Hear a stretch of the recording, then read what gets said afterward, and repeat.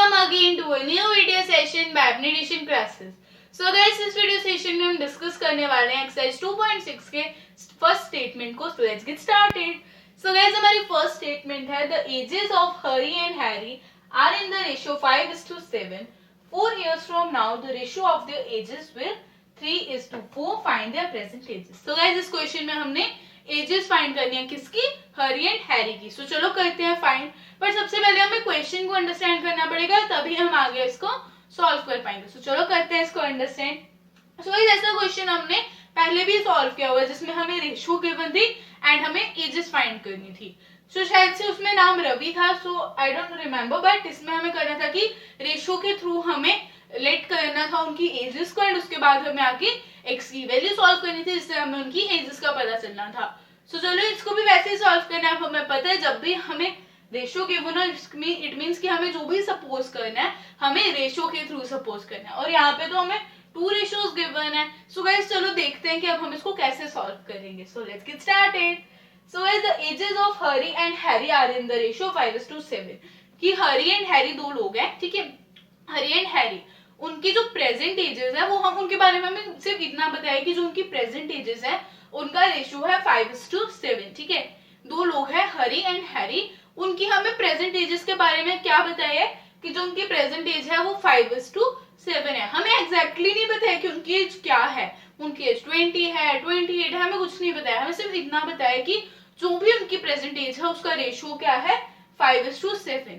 ठीक है, हमें इतनी बात समझ आ गई. अब उसके बाद उन्होंने एक और चीज बोले कि 4 साल बाद उनकी एजेस का रेशियो 3:4 हो जाएगा. ठीक है, अगर इन्होंने लिखा होता 4 years ago मतलब 4 साल पहले, पर इन्होंने लिखे 4 years from now कि मतलब 4 साल बाद, कि अभी से 4 साल. सो मतलब 4 साल बाद.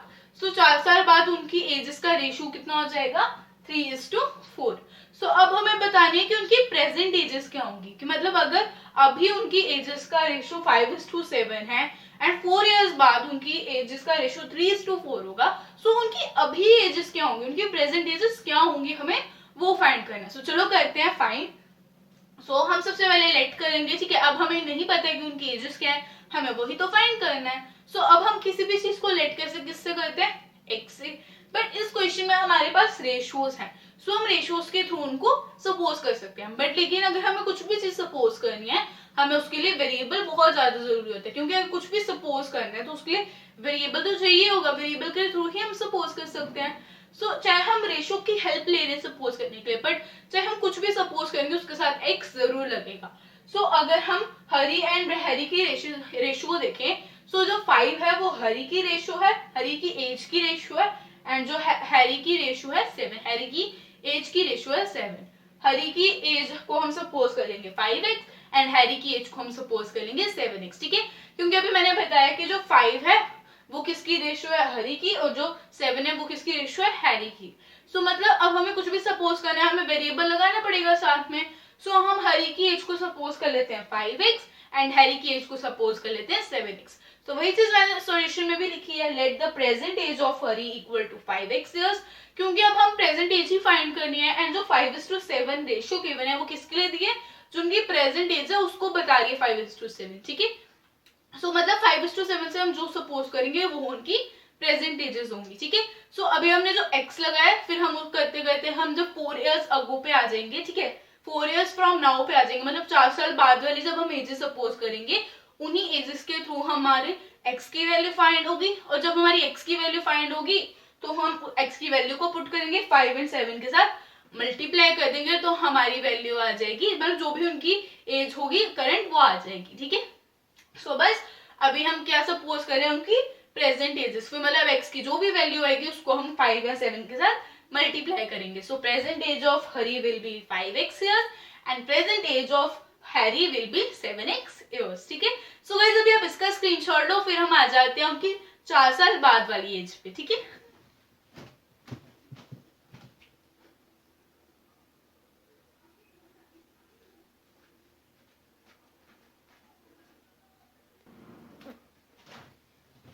सो गाइस चलो अब हम आ जाते हैं हमारे नेक्स्ट स्टेप में. सो गाइस हमारे नेक्स्ट स्टेप में हमें सपोज करनी है हरी एंड हैरी की 4 years बाद वाली एज. अभी हमने क्या सपोज की थी, उनकी प्रेजेंट एजेस सो हरी की प्रेजेंट एज हमने लिखी 5x ईयर्स एंड हैरी की प्रेजेंट एज हमने लिखी 7x ईयर्स, क्योंकि उनकी प्रेजेंट एजेस का रेशियो क्या गिवन था 5:7।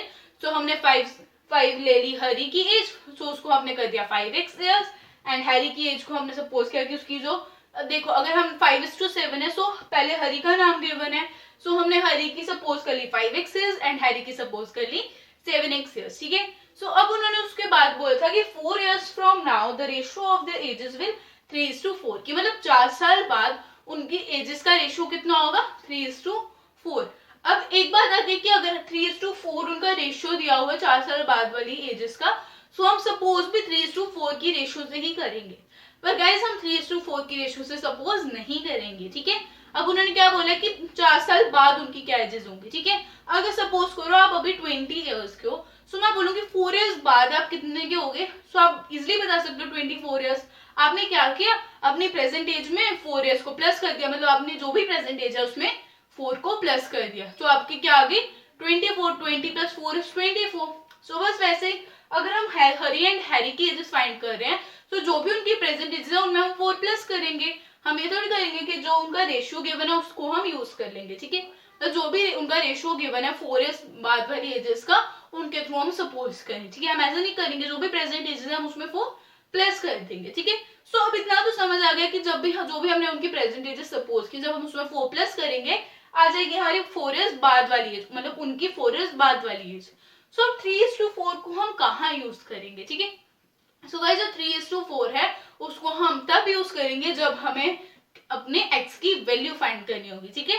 सो गाइस जब हम x की वैल्यू फाइंड करने पे आएंगे, मतलब इसके बाद वही स्टेप आ रहे हैं, सो जब हम उस पे आएंगे तो मैं आपको बताऊंगी कि 3:4 हमने कैसे यूज करना है, ठीक है। सो तब तक अभी आप देखो कि 4 इयर्स बाद वाली एज उनकी कैसे आएगी, ठीक है। सो जैसे अभी मैंने आपको बताया कि आपकी प्रेजेंट एज 20 इयर्स है, सो अब आपको मैं पूछती हूँ, ठीक है। अभी मैंने आपको बोल दिया कि आपकी प्रेजेंट एज 20 इयर्स है, सो अब मैं आपको बोलती हूँ कि आपने 4 इयर्स बाद वाली एज बताओ, सो कितनी होगी 24 इयर्स। आपने अपनी प्रेजेंट एज में 4 इयर्स बाद वाली 4 इयर्स प्लस कर दिए, ठीक है। 20 + 4 = 24, सो मतलब आपकी एज आ गई 24 इयर्स, ठीक है। सो अब same is with Hari and Harry, अगर उनके जो भी प्रेजेंट एज है जब हम उसमें 4 प्लस करेंगे तो हमें उनकी मिल जाएगी 4 इयर्स बाद वाली एज। सो हमने वही किया, जो भी हरी एंड हैरी की हमने प्रेजेंट एजेस सपोज की थी उनमें 4 प्लस कर दिए। हरी की प्रेजेंट एज सपोज की थी 5x ईयर्स, सो 5x में 4 प्लस कर दिए, सो उनकी प्रेजेंट एज बन गई हरी की 5x + 4 इयर्स, और हैरी की प्रेजेंट एज बन गई 7x + 4 इयर्स। अब ऐसा क्यों, क्योंकि जो 7x था वो हमने सपोज की थी उनकी प्रेजेंट एज, ठीक है। किनकी, हैरी की हमने सपोज की थी 7x प्रेजेंट एज, तो जब हमने 7x में 4 प्लस कर दिए, सो उनकी 4 इयर्स बाद वाली एज आ गई 7x + 4 इयर्स। सो अब हैरी एंड हरी की प्रेजेंट एजेस हमने क्या सपोज की थी 5x years and 7x years, and 4 years बाद वाली एज क्या सपोज कर ली 5x + 4 years and 7x + 4 years. 5x + 4 years Hari की एंड 7x + 4 इयर्स हैरी की, ठीक है। सो गाइस अब हमने 4 इयर्स बाद वाली एजेस भी सपोज कर ली, प्रेजेंट एजेस भी सपोज कर ली। सो अब हम क्या करेंगे, हमारी x की वैल्यू को फाइंड करेंगे, उसी के थ्रू हम फाइंड कर पाएंगे कि उनके प्रेजेंट एजेस क्या है, ठीक है। सो गाइस अभी आप इसका स्क्रीनशॉट लो, फिर हम आ जाते हैं अपने नेक्स्ट स्टेप में जिसमें हम फाइंड करेंगे x की वैल्यू।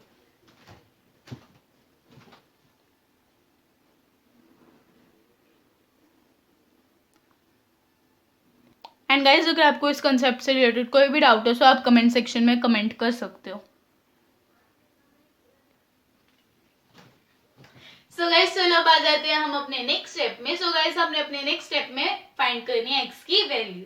सो गाइस अगर हमें x की वैल्यू फाइंड करनी है, कोई भी वेरिएबल हमने सपोज किया है y t s u v, कोई भी वेरिएबल हमने सपोज किया है, सो हमें अब उसकी वैल्यू फाइंड करनी होगी। और अगर हमें वैल्यू फाइंड करनी है तो हमें क्या करना होगा, LHS इन RHS को इक्वल रखना होगा, कि मतलब जो चीज LHS में है उसी के जैसे सेम चीज RHS में भी होनी चाहिए, तभी वो इक्वल होंगे। अगर वो इक्वल नहीं हुए इट मींस कि हम उनको सॉल्व भी नहीं कर सकते, तो सबसे पहले हमें उनको इक्वल करना होता है। सो हमने LHS में लिख दी उनकी 4 इयर्स बाद वाली एजेस, ठीक है, क्योंकि अब प्रेजेंट एजेस को हम लेंगे। सो अगर LHS में हमने प्रेजेंट एजेस लिख दी, सो RHS में हम उसके जैसे सिमिलर कुछ लिख नहीं सकते, और अगर हमने RHS में प्रेजेंट एजेस लिख दी, सो हम LHS में उनके जैसी कोई सिमिलर चीज लिख नहीं सकते। सो इसलिए हमने उनकी 4 इयर्स बाद वाली एज ली, ठीक है। अब गाइस एक बात आती है, अगर हमने प्रेजेंट एजेस हम देखें सो हमने जो रेशियो गिवन था तो हमने उसको यूज कर लिया प्रेजेंट एजेस को सपोज करने के लिए।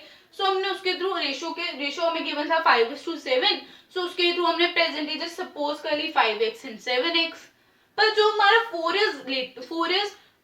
इयर्स फ्रॉम नाउ वाली एजेस, मतलब 4 साल बाद वाली जो एजेस थी वो थी 5x+4 एंड 7x+4। सो मतलब जो उनका रेशियो गिवन था 3:4 उसको हमने यूज नहीं किया था। एंड मैंने आपको बोला था कि जो 3:4 है उसको हम यूज करेंगे x की वैल्यू को फाइंड करने के लिए। सो गाइस अब x की वैल्यू को फाइंड करने के लिए ही यहाँ पर यूज होगा LHS एंड RHS को इक्वल करने के लिए। सो LHS एंड RHS में हमने उनकी 4 इयर्स बाद वाली एज लिख दी। सो ऊपर हमने लिख दी 5x+4 एंड नीचे हमने लिख दी 7x+4, ठीक है। क्योंकि अब हम देखें तो 5:7 की क्या दी थी प्रेजेंट एज, जो रेशियो में गिवन थी। सो हमने उनको क्या कर दिया डिनोमिनेटर की फॉर्म में लिख दिया। सो हमने लिख दिया 5x+4 एंड 7x+4, ठीक है। सो अब हमने RHS में लिख दिया 3/4। तो हमने बोल दिया कि ये इक्वल है। पर अब LHS एंड RHS इक्वल कैसे हुए, क्योंकि एक तरफ 5x+4 है अपॉन 7x+4 है एंड RHS में तो सिर्फ 3/4 है। सो अब ये इक्वल कैसे हुए, क्योंकि अगर हम अब क्वेश्चन पढ़ें सो उधर लिखा था 4 years from now the ratio of their edges will be 3:4, ठीक है। सो अगर 4 इयर्स बाद उनकी एज होगी 20/28, सो उसका रेशियो आएगा 3/4, ठीक है। सो मतलब जो 20/28 है वो किसके इक्वल है 3/4 के। वैसे ही सेम उन्होंने क्या चीज बोली, जो 4 साल बाद वाली उनकी जो भी एज होगी उसका रेशियो क्या होगा 3:4। सो अब 4 साल बाद वाली एज क्या है उनकी 5x+4 अपॉन 7x+4। सो उनका रेशियो उनके उसी एज के इक्वल होगा ना, 3/4 होगा। कि मतलब अब देखो जो भी उनकी 4 इयर्स बाद वाली एज है उसका रेशियो क्या है 3/4, मतलब 3:4। सो इट मीन्स कि मतलब वो एज जो भी होगी जो 3/4 होगा वो उसके इक्वल ही होगा, ठीक है। मतलब जो भी कोई भी एज आएगी 4 इयर्स बाद वाली उनकी जो भी एज आएगी उसका रेशियो 3:4 ही होगा। मतलब अगर हम LHS में हमारी जो हमारी 4 इयर्स बाद वाली एज अगर उसको लिख दे सो 3/4 उसके इक्वल ही होगा, ठीक है। सो चलो हमें ये तो पता चल गया कि LHS एंड RHS हमने कैसे इक्वल किए। अब हम करते हैं इस क्वेश्चन को सॉल्व। सो अब हम क्या करेंगे क्रॉस मल्टीप्लाई, ठीक है। जो 5x+4 है वो 4 से मल्टीप्लाई होगा एंड जो 7x+4 है वो 3 से मल्टीप्लाई होगा, ठीक है। सो करते हैं। सो गाइस हम 4 को लिखेंगे बाहर एंड 5x+4 को हम लिख देंगे ब्रैकेट में, ठीक है।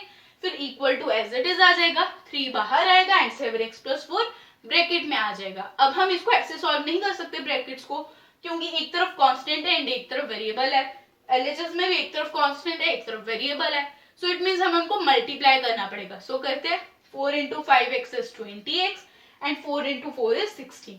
अब जो हमारा वेरिएबल और कांस्टेंट है वो मल्टीप्लाई भी हो जाता है डिवाइड भी हो जाता है, पर लेकिन प्लस और सब्ट्रैक्ट मतलब इट मींस कि वो जो एडिशन एंड सब्ट्रैक्शन में नहीं होती, मतलब वेरिएबल एंड कांस्टेंट में एडिशन और सब्ट्रैक्शन नहीं होती पर मल्टीप्लिकेशन एंड डिवीजन हो जाती है, ठीक है। सो इसलिए हम कांस्टेंट एंड वेरिएबल को ना ही प्लस कर सकते हैं और ना ही सब्ट्रैक्ट कर सकते हैं, हम उनको सिर्फ मल्टीप्लाई और डिवाइड कर सकते हैं, ठीक है। सो हमने इसमें उनको मल्टीप्लाई कर दिया। 4 into 5x is 20x, 4 into 4 is 16, ठीक है। फिर इक्वल टू ऐसे ही आ जाएगा एंड प्लस का साइन भी वैसे ही आ जाएगा। फिर आ जाते हैं RHS में 3 into 7x is 21x, 3 into 4 is 12, plus का साइन एज इट इज आ जाएगा।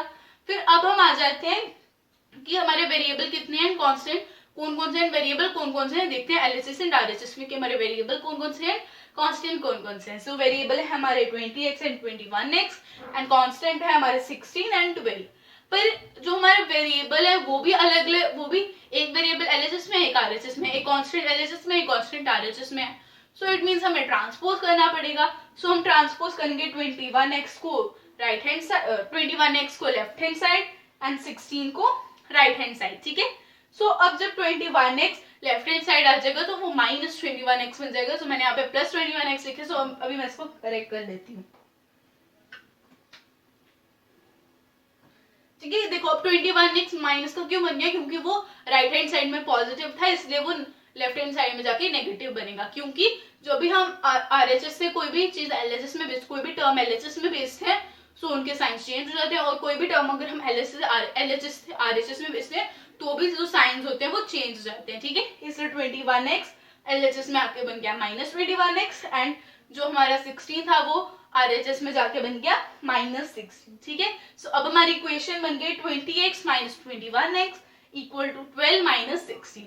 अब करते हैं -21 में से 20x निकालेंगे, 21x में से 20x निकालेंगे, आ जाएगा x, पर माइनस का क्योंकि 21x पड़ा है और उसके साथ माइनस का साइन लगा, इसलिए x के साथ आ जाएगा माइनस का sign, equal to as it is आ जाएगा। फिर 16 में से 12 माइनस करेंगे, आ जाएगा 4, एंड 4 भी माइनस का आएगा क्योंकि 16 बड़ा है एंड उसके साथ माइनस का साइन लगा। अब हमारी इक्वेशन आ जाती है -x इक्वल टू -4। अब LHS में भी माइनस है, RHS में भी माइनस है, सो हम इनको कट डाउन कर सकते, हम इनको कट कर सकते हैं। सो हमने माइनस माइनस कट कर दिया, सो हमारी x की वैल्यू आ गई 4। x भी पॉजिटिव का हो गया, 4 भी पॉजिटिव का हो गया, सो हमारी x की वैल्यू आ गई 4, ठीक है। सो गाइस अभी आप इसका स्क्रीनशॉट लो, फिर हम उनकी एजेस फाइंड करते हैं, क्योंकि अब हमें x की वैल्यू मिल गई है। अब बस हमें जो भी हमने उनकी 5 और 7 x सपोज की थी, सो हम 5 के साथ मल्टीप्लाई कर देंगे x की वैल्यू को एंड 7 के साथ मल्टीप्लाई कर देंगे x की वैल्यू को, सो हमारी आ जाएगी हरी एंड हैरी की प्रेजेंट एजेस। सो गाइस अभी आप ले लो इसका स्क्रीनशॉट।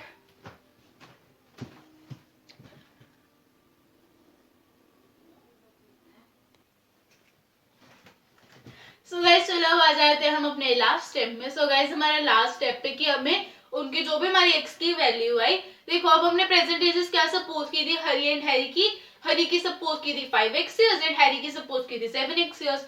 सो अब हमारे पास x की वैल्यू आ गई है, x की वैल्यू क्या है 4, सो मतलब हम x की वैल्यू डाल देंगे, x की वैल्यू है 4, उसको 5 और 7 के साथ मल्टीप्लाई कर देंगे, सो हमें हरी एंड हैरी के प्रेजेंट एजेस मिल जाएंगे। सो हमने वही लिखा है इस सॉल्यूशन में भी, therefore present age of Hari equal to 5x and x की जगह उसकी वैल्यू डाल दो 5 into 4, क्योंकि x जो है वो 5 से मल्टीप्लाई हो रहा है, सो मतलब 4 भी 5 से मल्टीप्लाई होगा, so 5 into 4 is 20 years। And अब आ जाते हैं हमारे हैरी की एज में, so and present age of Harry equal to 7x, so x की वैल्यू डाल देंगे। सो गाइस x की वैल्यू आई है 4, सो 4 को 7 के साथ मल्टीप्लाई करेंगे क्योंकि x भी 7 के साथ मल्टीप्लाई हो रहा था, सो 7 into 4 is 28 इयर्स। सो हमारी हरी की एज आ जाती है 20 इयर्स एंड हैरी की एज आ जाती है 28 इयर्स। सो गाइस यहाँ पर ही हमारा क्वेश्चन खत्म हो जाता है। अभी आप ले लो इसका स्क्रीनशॉट।